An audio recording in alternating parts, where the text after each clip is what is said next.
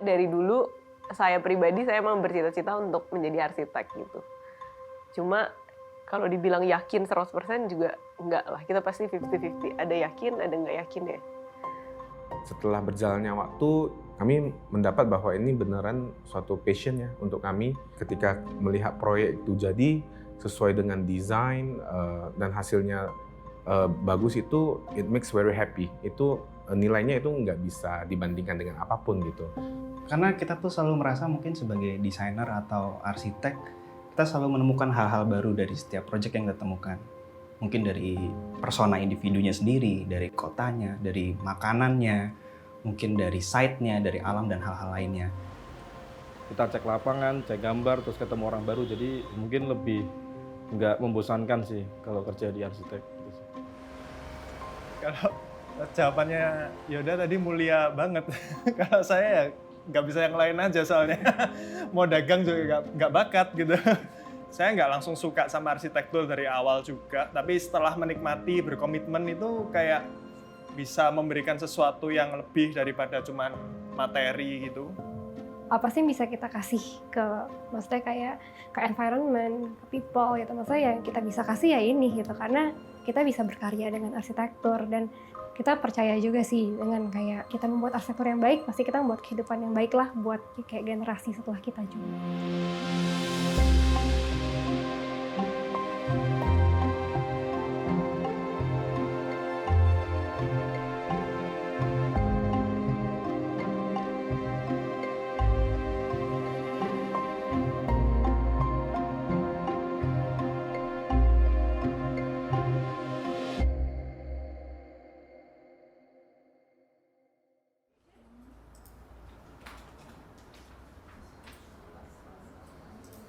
Arti sendiri itu didirikan oleh Ray di tahun 2019.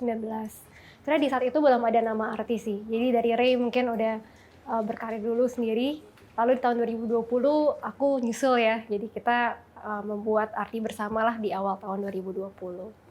Kita awalnya berencana hanya untuk berdua aja gitu ya. Ternyata perlahan-lahan mau nggak mau harus mulai expand, nambah tim. Akhirnya di sekitar pertengahan tahun 2020 secara official lah kita open Arti Design Studio. Dan Arti sendiri sebetulnya kepanjangan dari ini sih, Artisan Research Technology and Innovation, yang dimana sebenarnya itu adalah landasan kami untuk mendesain. Basically Spatial Sonata awalnya dibentuk dari Erik duluan yang menginisiasikan. Dia start duluan, terus kenapa kita bisa kerja bareng? Gara-gara suatu hari Erik kayak ngetok pintu kaca mobil gitu, kita lagi di parkiran, terus kayak gue ada tawaran proyek nih, mau ngerjain proyek bareng nggak? Nah dari situlah kenapa kita bisa kerja bareng dan terbentuk Spatial Sonata ini. Jadi awalnya kita berdua kayak temen kuliah gitu sih, temen kuliah sekampus, tapi waktu mau lulus kuliah itu kayak dicomblangin gitu sama temen. Itu adalah yang temen kayak, udah kalian bikin studio aja deh kayak gitu bareng kayak gitu. Kalian nih yang paling ngarsitek gitu lah, suka konsep apa sembarang macem gitu dulu waktu kuliah. Setelah lulus kita mutusin untuk cari pengalaman dulu, keluar gitu. Jadi saya tetap kerja di Surabaya, kalau Yoda langsung ke Bali ya, waktu itu. Terus kayak baru benar-benar kita gabung lagi itu kayak 2016 ya.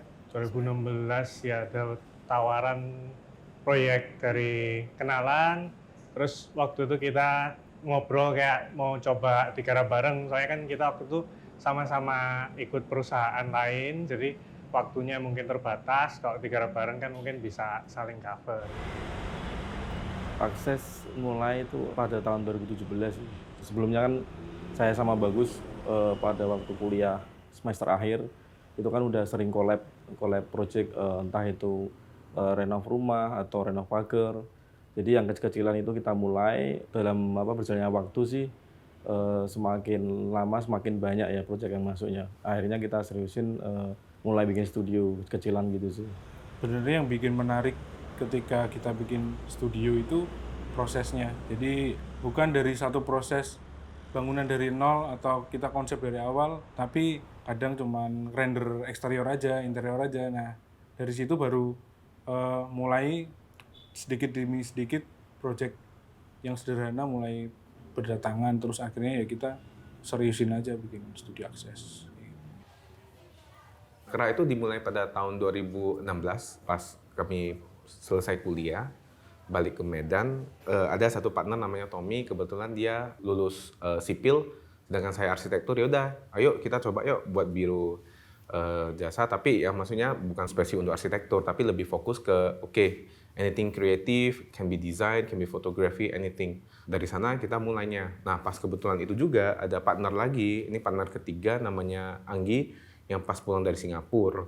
Nah, Kera itu sendiri berawalnya namanya itu diambil dari sio-sio kami. Kami kan kebetulan anak lahiran 92. 92 itu sio Kera. Jadi yang inisiatifnya sebenarnya si Tommy. Tommy bilang, kalau nggak kita coba deh pakai nama ini. Kebetulan kan ini gampang ya pengucapannya, lalu hopefully gampang ditangkap sama yang lain gitu. Jadi orang gampang ingatnya sama kita gitu. Dari sanalah mulainya adanya biro desainnya Kerah gitu. ISO Architects ini kita bangun pada tahun 2017. Jadi kalau terhitung mungkin sekarang sudah berjalan 7 tahun. Tapi sebelum saya membangun biro ini sendiri, saya sempat bekerja dulu, belajar menimba ilmu dan mencari pengalaman di salah satu biro di Jakarta.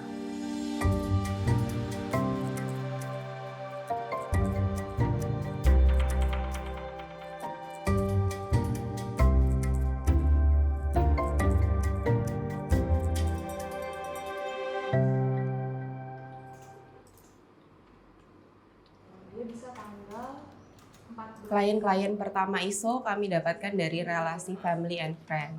Tapi mungkin ada satu proyek pertama di awal-awal kita membangun ISO yang cukup berkesan buat kita, yaitu YD House. Ya mungkin itu salah satu proyek yang cukup menarik buat kita, karena klien datang tanpa dengan program ruang, tapi dengan habit yang mereka lakukan di dalam rumahnya gitu.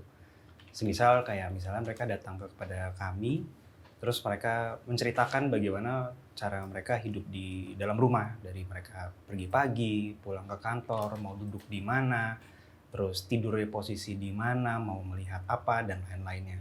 Kemudian mereka memberikan tour itu kepada kita, terus membebaskan kita membuat apa aja dengan catatan rumahnya hanya boleh 1 lantai.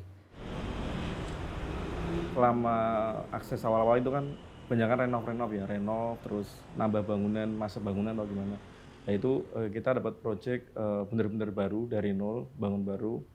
Setelah mungkin sekitar 6 bulan ya, 6 bulan pertama kita dapat proyek baru rumah itu karena keterbatasan budget dari klien itu jadinya ownernya menyerahkan semua ke kita sih. Yang penting kebutuhan ruangnya terpenuhi.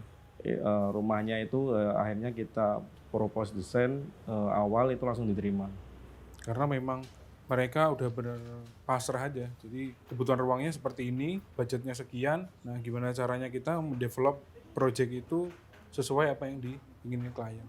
Nah yang paling membuat kita berkesan di project itu tuh sebenarnya lebih ke proses sama story-nya. Karena memang project itu budgeting tanpa kontraktor, jadi kita harus ngarahin tukang langsung ke site. Nah itu yang bikin project itu perjalanannya jadi menarik. Mungkin proyek yang di tahun 2016 itu kali ya, yang termasuk pertama proyek kami yang kayak deal lah ibaratnya, lalu kita kayak pertama kali kerja bareng gitu. Kantor untuk pabrik gitu, gambarnya udah ada, terus habis gitu kayak diminta desainin fasad gitu. Terus waktu itu kita lihat kayak denahnya agak, maksudnya biasa banget, nggak ada value lebihnya gitu. Terus habis gitu dia soalnya ngobrol waktu itu, ini harapannya kantornya tuh kayak jadi representative office gitu untuk pabriknya gitu, karena dia ada kerjasama lah dengan kayak ya semacam vendor atau supplier dari luar negeri kayak gitu. Ternyata ada kebutuhan seperti itu dan saya rasa layout yang dia udah kasih ini nggak bisa provide itu gitu. Terus akhirnya kayak kita putusin untuk gimana kalau kita propose untuk masuk lebih gitu, nggak cuma fasad doang. Gimana kalau kita redesign total, terus akhirnya kita coba, kita propose, kita masukin ruang-ruangnya supaya kayak bisa showcase semua program-programnya di dalam dengan enak. Jadi kayak meeting di mana kelihatan, kayak staff apanya di mana kelihatan. Jadi ketika kayak supplier yang datang dari luar negeri itu datang kayak convince gitu. Jadi kayak jalur turnya kita atur seperti itu. Jadi kayak akhirnya ide kita lebih mudah masuk sih, karena kayak ya memenuhi apa ya kebutuhannya gitu ya. Pas kami membentuk biro itu, kami banyak kerjaan yang di luar arsitektur, seperti fotografi, kita buatan logo. Jadi pas awalnya itu kami ada pegang satu brand barbershop yang baru mulai buka di Medan. Nah kebetulan ownernya itu baru mau buka store kedua dan mereka butuh ide-ide baru untuk store mereka. So dari sana kami juga berusaha give our best ya pada saat itu ya. Pada saat kami juga belum mengerti arsitektur secara keseluruhan dan tapi yang kami coba itu contoh penggunaan material-material yang mungkin pada saat itu agak aneh, kayak material-material yang lebih raw, material-material outdoor kayak batako, tapi kami letakkan di dalam indoor, plat-plat material baja yang pada saat itu juga belum terlalu umum, kami letakkan juga ke dalam finishing lantai. That's our first project yang cukup membantu ya, cukup dominan karena posisinya juga di jalan besar, orang jadi tahu bahwa oh ini tokonya didesain sama Kerah gitu. Project pertama yang Arti handle waktu itu adalah untuk mendesain kos-kosan sebetulnya. Jadi pada sekitar awal tahun 2020 ini kita diminta untuk mendesain sebuah boarding house ya di daerah Jakarta Timur. Waktu itu ya benar-benar kita benar-benar liar aja idenya. Idealis aja lah. Ya idealis aja, membuat dengan konsep setiap kamarnya itu adalah village dan lain sebagainya, open dan lain-lain. Akhirnya kita menjelaskan juga kenapa bahwa even boarding house pun setiap ruangannya itu harus mendapatkan aliran udara yang baik dan lain sebagainya. Jadi benar-benar village vertikal. Dan di dalamnya itu semuanya tuh void semua. Even mereka punya rooftop di atas, setiap kamar itu ada teras kecilnya sendiri. Jadi walaupun project pertama yang kita terima ini adalah boarding house, tapi di mindset kita selama mendesain kita nggak pernah lihat ini sebagai boarding house. Kita selalu membayangkan ini adalah sebuah micro home kecil yang ditumpuk banyak. Sebetulnya sih secara desain dari tahap awal concepting sampai desain tuh so far so good ya. Tapi memang ternyata project ini nggak terlalu nggak sampai dibangun, mungkin kendala di construction cost juga ya. Menurut saya pribadi malah ini menjadi sebuah momentum di mana kayak kita harus mencari balance nih. Sebenarnya artinya ide-ide liar itu untuk bisa dibangun tuh nggak bisa as simple as kita cuman desain bagus dan lain sebagainya gitu ya. Tapi juga harus bisa menjawab sisi-sisi yang secara fungsionalnya dari owner gitu. Awal mula projectnya itu kita dapat satu tawaran project lah, sebenarnya cukup random. Ada satu orang ini dulu saya pernah ngelesin saudaranya gitu, zaman kuliah dulu banget. Terus one day anak ini mau drop out, kita bantuin, lu jangan drop out segala macem.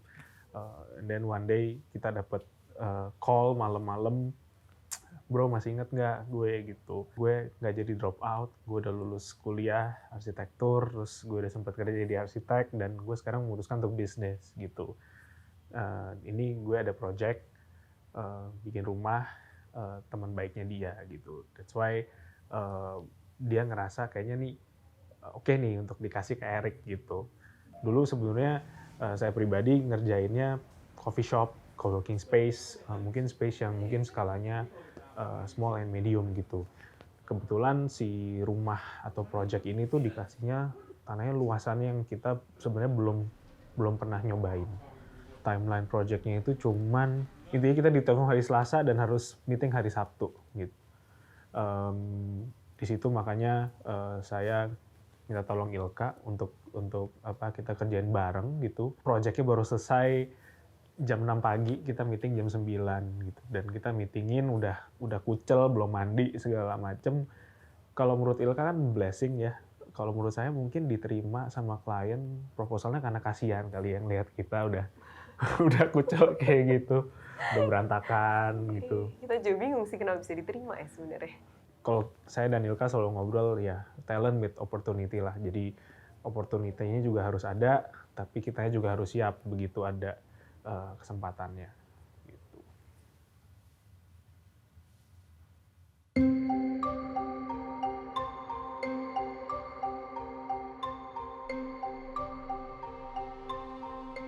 Biro muda belum berpengalaman sudah pasti, karena kita rasa ini adalah profesi ya, mungkin sama dengan chef, dengan dokter, lawyer, yang dimana ada status junior dan senior. Jadi yang memang kalau kita baru terjun ke industrinya udah pasti jadi junior lah. Kita pasti butuh waktu untuk bisa mengejar jam terbang itu. Tapi malah kalau menurut kita, malah jangan-jangan kekurangan yang orang anggap gak pengalaman itu mungkin bisa jadi menghasilkan sesuatu yang baru, dengan hal-hal yang baru, dengan ide-ide yang baru gitu sebenarnya. Lebih berani untuk explore jadinya, karena ibarat kita belum tahu pagarnya di mana gitu, jadi kita akan lebih berani untuk explore kesana kemari kalau menurut saya sih. Tetapi limitasi-limitasi lapangan, limitasi pengertian tentang material, limitasi mengenai struktur, detail-detail yang pembangunan itu gimana, itu sebenarnya belum dimengerti. Karena arsitektur itu bukan hanya mengenai desain, tapi banyak faktor-faktor lain yang perlu mendukung untuk membuat suatu mungkin bangunan ataupun interior itu memiliki nilai lebih ya. Kalau komersial berhasil, fungsinya bagus, kalau rumah itu nyaman ditinggali, penggunaannya itu harus bisa tahan lama. Itu faktor-faktor yang sangat perlu dipikirkan, dan itu dapat didapatkan melalui pengalaman. Dengan kita belum banyak pengalaman, justru kita harus belajar lebih banyak, kita harus mengeksplor lebih banyak, dan itu yang membuat kita akhirnya bisa memahami dunia arsitektur ini lebih dalam lah. Itu adalah sebuah proses dalam berarsitektur juga, sehingga itu yang akan membawa studio arsitek muda akan lebih konsisten dalam berkarya nantinya.